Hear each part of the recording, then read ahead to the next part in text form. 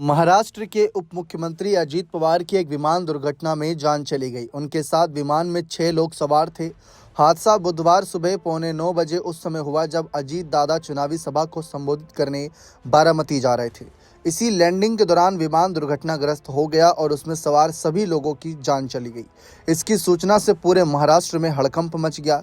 PM Modi से लेकर विपक्ष के दिग्गज नेताओं ने अजीत पवार के निधन पर गहरा शोक व्यक्त किया।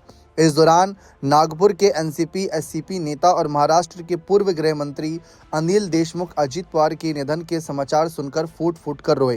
वे मीडिया के सामने सिर्फ रोते ही रहे, कुछ बोल नहीं सके।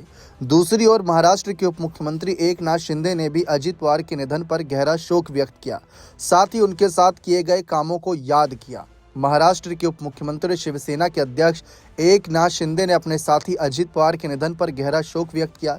उन्होंने कहा कि महाराष्ट्र के लिए आज का दिन अत्यंत पीड़ादायक है। इस हृदय विदारक दुर्घटना को याद करते हुए एकनाथ शिंदे ने कहा कि हमारे सहयोगी अजीत दादा का विमान दुर्घटना में निधन होना न केवल उनके परिवार बल्कि पूरे राज्य के लिए अपूरणीय क्षति है। अजीत दादा बेबाक वक्ता, मेहनती और अनुशासन प्रिय नेता थे। वे समय के प्रति बेहद सजग रहते थे और सौंपे गए प्रत्येक दायित्व को पूरी निष्ठा और गंभीरता से निभाते थे। अपने कार्यकाल के दौरान उन्होंने महाराष्ट्र के विकास में महत्वपूर्ण भूमिका निभाई। एकनाथ शिंदे ने यह भी कहा कि अजीत पवार के साथ कार्य करने का अनुभव अत्यंत सकारात्मक रहा। वे टीम भावना में विश्वास रखते थे और सभी को साथ लेकर आगे बढ़ने की सोच रखते थे। महाराष्ट्र के उप मुख्यमंत्री अजीत पवार के निधन पर केंद्रीय मंत्री प्रहलाद जोशी ने कहा कि एक बहुत ही दुखद घटना है। वे महाराष्ट्र के वरिष्ठ नेता थे और लोकप्रिय नेता थे। ठीक वैसे ही हर कोई आज उन्हें याद कर रहा है। आपको बता दें कि कुछ ही दिन पहले सुप्रिया सुले ने शरद पवार के जन्मदिन पर परिवार को निमंत्रण दिया था।